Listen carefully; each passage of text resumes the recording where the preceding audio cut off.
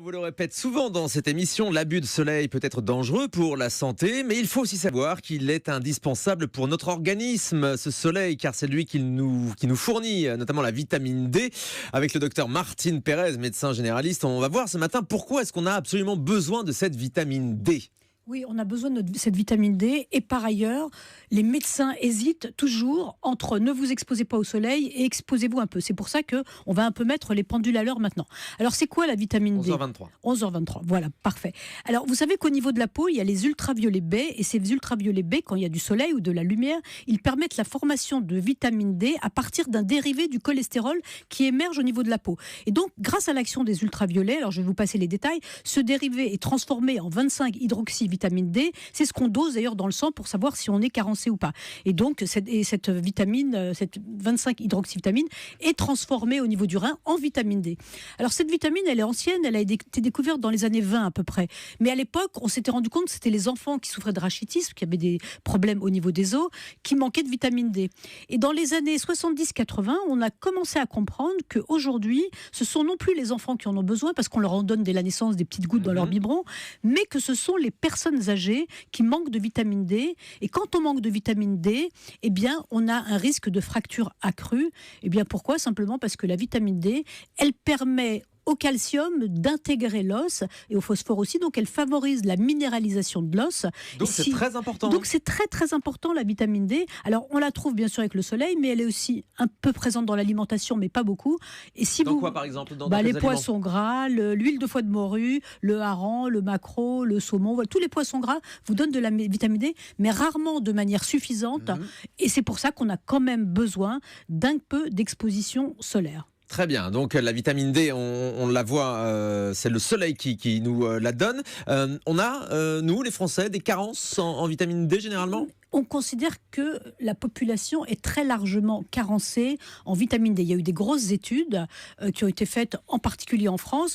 Alors, par exemple, cela dit, quand on habite dans une région peu ensoleillée, c'est normal qu'on ait moins de vitamine D que quand on habite par exemple dans le sud où il fait toujours beau. Bien sûr, et ça explique pourquoi les habitants du nord de l'Europe, par exemple, dans les pays du Nord, ont des gros déficits en vitamine D. Vraiment, ils sont très supplément santé. D'ailleurs, oui, je dis pas que des bêtises. Pas du tout. Vous êtes très fort en médecine, ça commence.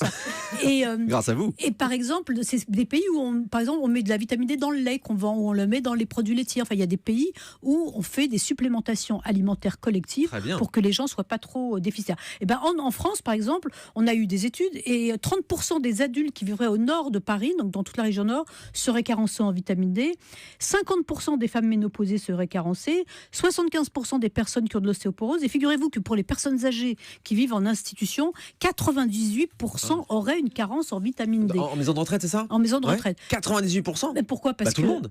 Parce que d'abord, quand on est âgé, eh ben, la peau fabrique moins de vitamine D et quand on est âgé, on sort beaucoup moins à l'extérieur. Et en institution, encore plus. Les personnes restent malheureusement très souvent enfermées et donc elles ont des très fortes carences en vitamine D.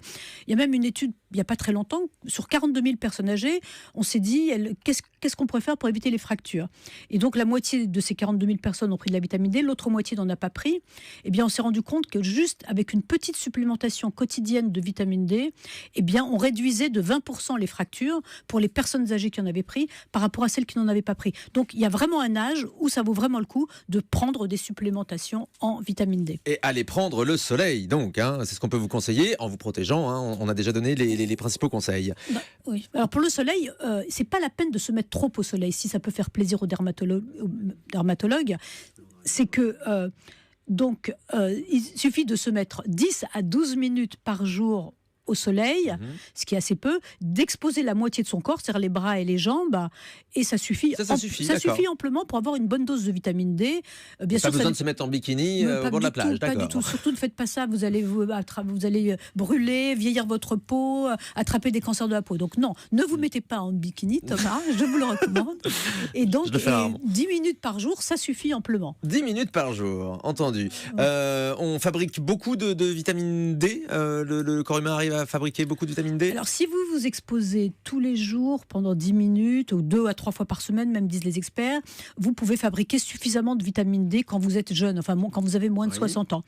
Le problème, c'est qu'en vieillissant, le système de fabrication de vitamine D, il est moins performant. Donc, même si vous vous exposez au soleil, après 60 ans, vous en fabriquez moins.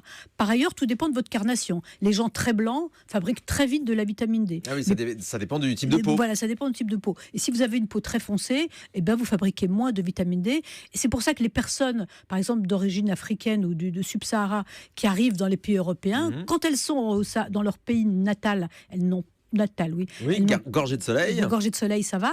Et quand elles arrivent dans les pays occidentaux où il n'y a pas de soleil, ça pose un problème. Elles ont plus de risque d'ostéoporose. Et je pense à un truc, les crèmes solaires, les écrans solaires, ça a un effet sur la synthèse de la vitamine D du coup? Oui, parce que si vous mettez des protecteurs solaires, eh bien vous empêchez votre peau de fabriquer de la vitamine D. Donc, vous pouvez bien sûr vous en mettre sur le visage pour pas vieillir, pour pas avoir de cancer, sur le cou. Mais il ne faut pas non plus faire de zèle si vous voulez attraper un tout petit peu de vitamine D. Ça, c'est sûr que les écrans solaires, si ça vous bloque êtes tout, donc. Très méthodique, si vous en tartinez du matin jusqu'au soir, de la tête aux pieds, du matin jusqu'au soir, vous risquez d'être carencé en vitamine D, même si vous êtes jeune. Donc, soyez capable de prendre un petit peu le soleil. C'est toujours dur pour les médecins de tenir des discours subtils. Un petit peu, mais pas trop. Oui, parce qu'on vous a déjà dit dans cette émission qu'il ne fallait pas trop s'exposer au soleil. Mais un petit peu, ça fait du bien et on a vraiment besoin de cette vitamine D. Et du coup, quand il n'y a pas de soleil, est-ce qu'on peut prendre des doses de vitamine D? Ça existe? Bien sûr. Alors, il y a énormément de débats autour de la vitamine D. Il y a 10 ans, c'était la vitamine la plus à la mode, on en parlait tout le temps. On en parlait beaucoup. On lui attribuait toutes sortes de bienfaits. On en est un peu revenu.